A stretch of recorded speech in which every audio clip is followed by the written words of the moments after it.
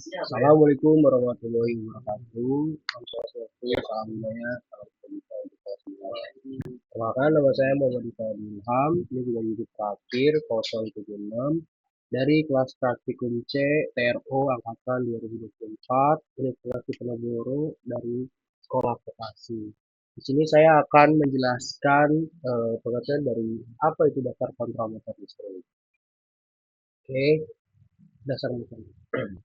Konsep dasar kontrol motor listrik adalah konsep dasar yang dimana prinsip pengaturan kerja motor agar dapat dioperasikan dengan aman, efisien, dan sesuai dengan kebutuhan.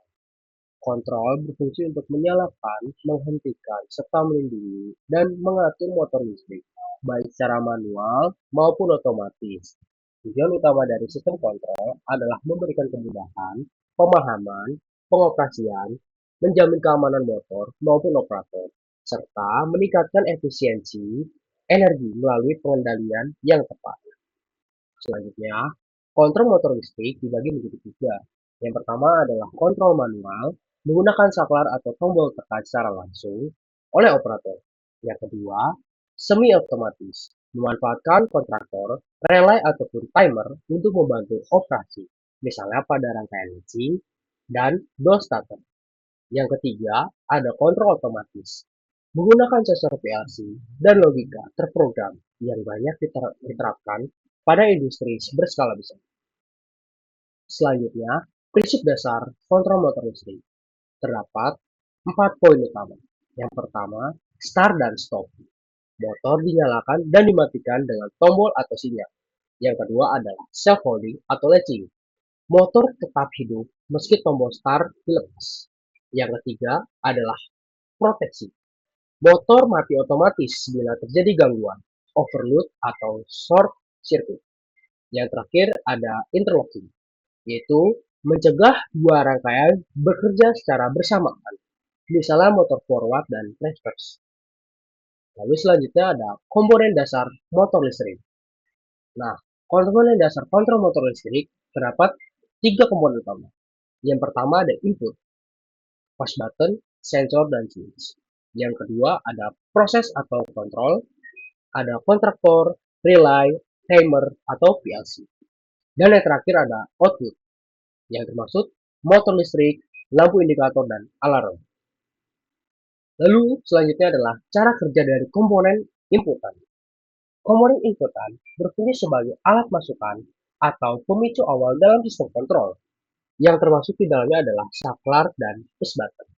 Saklar dan push button bekerja dengan prinsip mekanis, yaitu saklar menyambung atau memutus aliran listrik secara manual sesuai dengan perintah operator.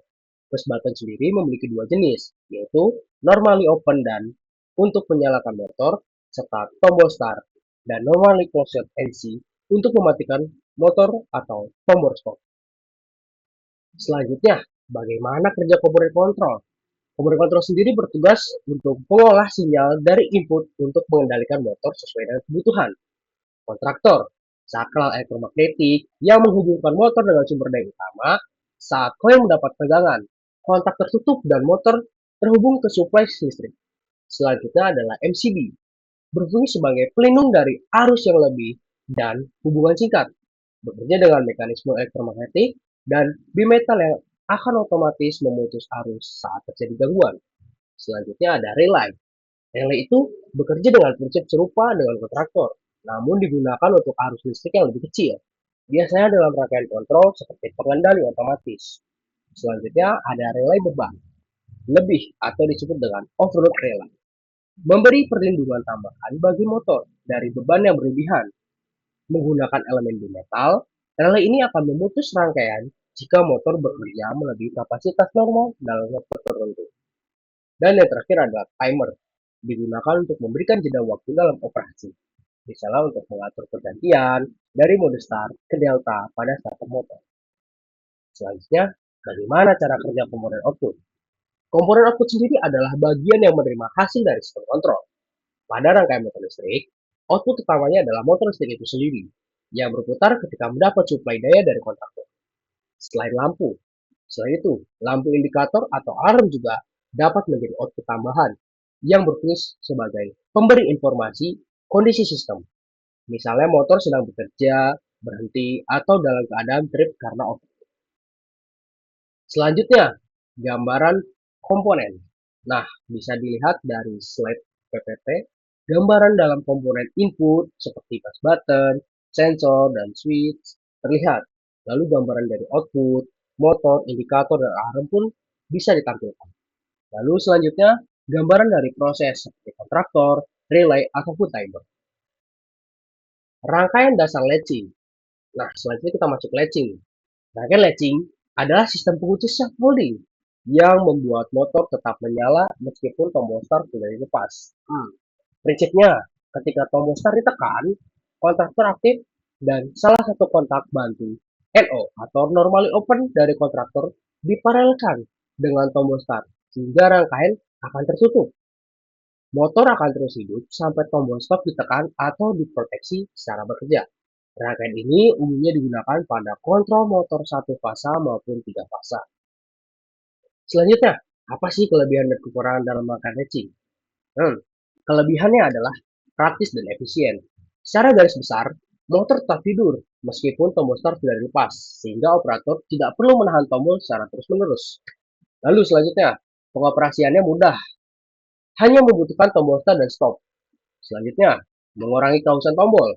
Itu benar, karena tombol start hanya ditekan saat, tidak menimbulkan kehausan yang berlebihan. Lalu, yang terakhir ada biaya yang relatif murah. Ini jelas, komponen yang digunakan sederhana, biasanya hanya tombol, kontraktor, dan kontak baru. Namun, dari kelebihan pasti ada kekurangan. Kekurangannya adalah kurang aman jika tidak ada proteksi tambahan. Ini secara fakta. Jika tidak dipasang overload, relay atau MCB, motor bisa tetap menyala meski terjadi masalah. Ini bisa menjadi bahaya.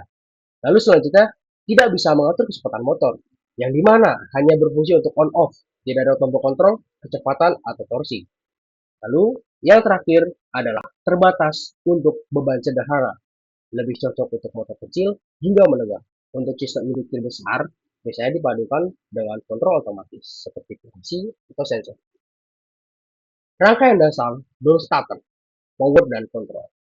Door starter atau direct online adalah metode paling sederhana untuk menyalakan motor listrik, di mana motor langsung digabungkan atau dihubungkan ke sumber listrik penuh. Rangkaian ini terdiri dari dua bagian. Yang pertama ada power circuit. Power circuit ini menghubungi sumber listrik melalui MCB, kontraktor, overload relay, lalu ke motor. Bagian ini membawa arus besar yang digunakan oleh motor. Control circuit terdiri dari tombol start, tombol stop, coil kontraktor, dan kontak bantu. Bagian ini mengatur kapan kontraktor bekerja dan motor hidup atau mati. Bisa dilihat dari gambar kedua dari power circuit dan control circuit juga. Lalu selanjutnya itu ada kelebihan dan kekurangan dari rangkaian direct online starter. Pertama, kelebihan. Desainnya sederhana dan biayanya rendah. Mudah dioperasikan dan dirawat. Rangkaian kontrol mudah dipahami untuk pembelajaran. Selanjutnya, dalam kekurangan, arus start sangat tinggi, 5-7 kali nominal pada umumnya. Menimbulkan hentakan mekanis pada motor dan beban. Lalu, tidak cocok untuk motor besar. Tidak ada pengaturan, kecepatan, atau soft start. Dari kesimpulan PowerPoint ini, kontrol motor listrik memiliki peran penting dalam mengatur, menyalakan, menghentikan, melindungi, serta mengoptimalkan kerja motor yang agar dapat beroperasi secara aman dan efisien. Sistem kontrol ini terbagi menjadi tiga jenis, yaitu kontrol manual yang menggunakan saklar ataupun batu secara langsung, kontrol semi otomatis yang memanfaatkan kontraktor, relay, dan timer, serta kontrol otomatis yang menggunakan sensor PLC dan logika yang terprogram, sehingga banyak diterapkan pada industri. Prinsip dasar kontrol motor meliputi fungsi start-stop, latching dan proteksi, serta interrupsi yang memastikan motor dapat bekerja dengan aman sesuai dengan kebutuhan. Komponen utama dalam sistem kontrol terbagi menjadi tiga ini. Ada input, proses, serta output. Rangkaian dasar umum digunakan adalah latching dan direct online atau door starter, di mana masing-masing memiliki kelebihan dan kekurangan dalam penerapannya. Secara keseluruhan, sistem kontrol mesin listrik ini, sistem kontrol motor listrik ini memberikan kemudahan pengoperasian, menjamin keamanan bagi operator, serta melindungi motor dari kerusakan, dan meningkatkan efisiensi energi sesuai dengan kebutuhan aplikasi. Saya Ilham, pamit undur diri. Terima kasih.